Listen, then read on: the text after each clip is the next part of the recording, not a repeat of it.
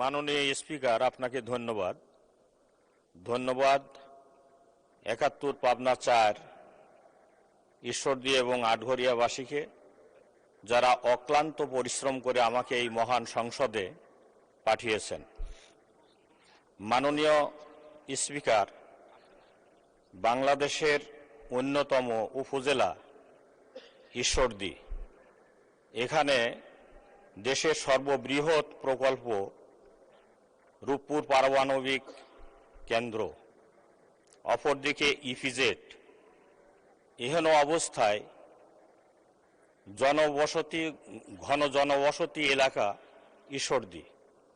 ঈশ্বরদীর rail gate গুরুত্বপূর্ণ একটি স্থাপনা।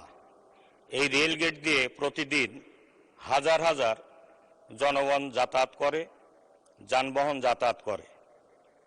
রেলগেটের দুপাশেই ঈশ্বরদীর বিভিন্ন গুরুত্বপূর্ণ স্থাপনা রয়েছে।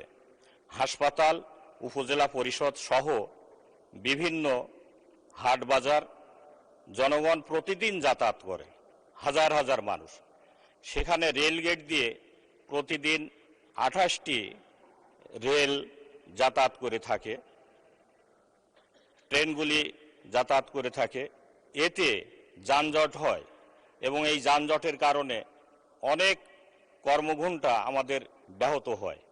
এই যানজট নিরসনের জন্য এখানে অবশ্যই একটি ফ্লাইওভার নির্মাণের আশু প্রয়োজন। এ বিষয়ে মাননীয় রেলমন্ত্রী এবং সড়ক পরিবহন মন্ত্রণালয়ের উভয়ের সমন্বয়ে। ধন্যবাদ মাননীয় সদস্য। এই পর্যায়ে বক্তব্য উপস্থাপন করবেন সিলেট